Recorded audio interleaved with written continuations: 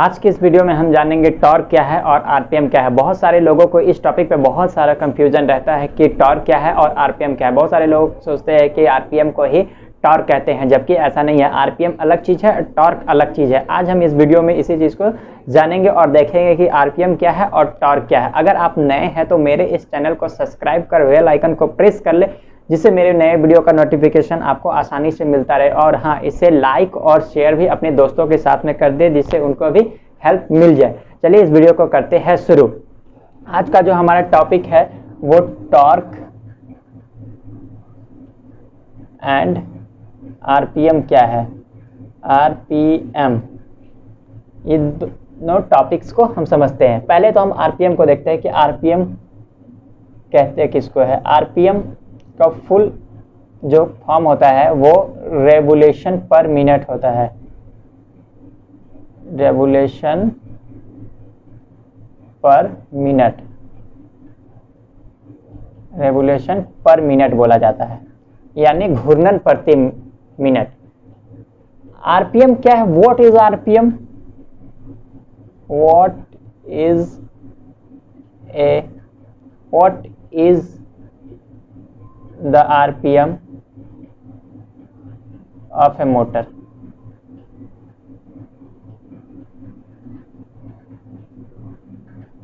एक मोटर में आरपीएम क्या होता है? आरपीएम क्या है कि RPM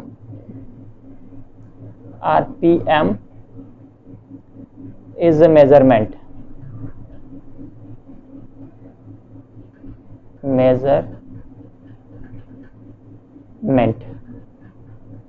used to describe the motor speed.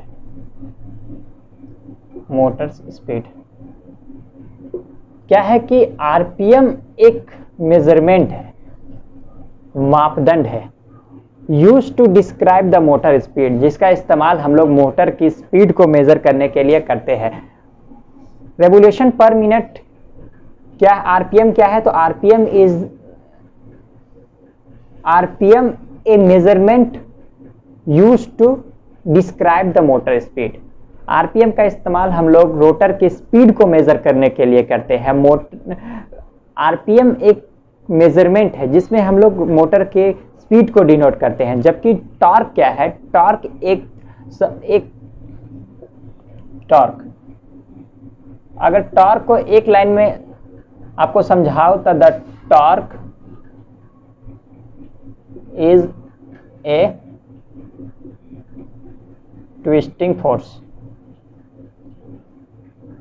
Torque क्या है? एक ट्विस्टिंग फोर्स है।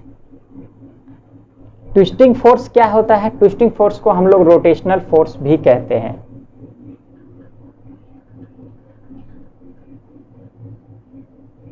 रोटेशनल फोर्स कहा जाता है या रोटेशनल मोशन कहा जाता है।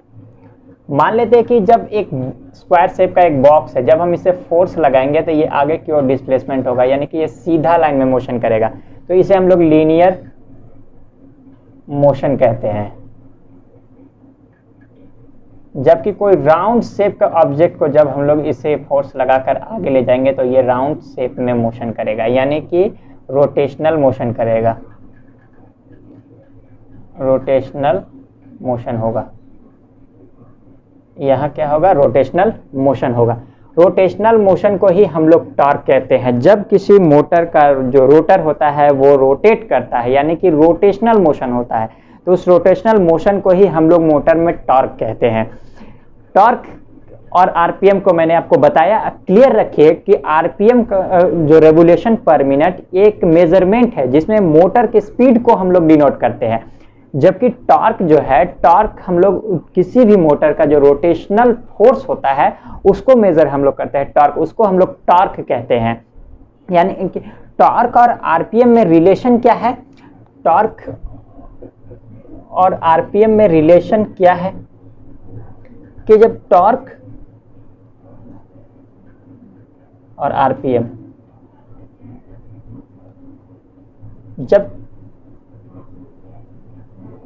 आरपीएम 0 होगा तो टॉर्क उसका मैक्सिमम होगा, यानी कि मोटर स्टैंडस्टिल कंडीशन में जब मोटर बंद होगा तब उस दौरान उसका आरपीएम क्या होगा कि 0 होगा। जब आरपीएम 0 होगा तो उसका टॉर्क मैक्सिमम होगा। जब हम उसे सप्लाई के साथ में जोड़ेंगे जब वो स्टार्ट होगा तो उसमें सबसे ज़्यादा फोर्स लगेगा उसे रोटेशन करने में।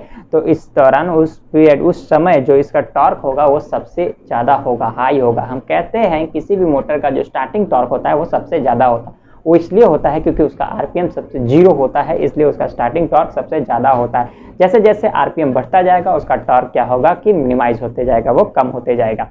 मैंने आपको बताया कि टॉर्क और आरपीएम क्या है, ये दोनों कॉन्सेप्ट को एकदम आप क्लियर रखिए, किसी भी इंटरव्यू में पूछा जाने वाला सवाल है। फिलहाल इस वीडियो में इतना ही, हम नेक्स्ट वीडियो में किसी नेक्स्ट टॉपिक के बारे में देखेंगे।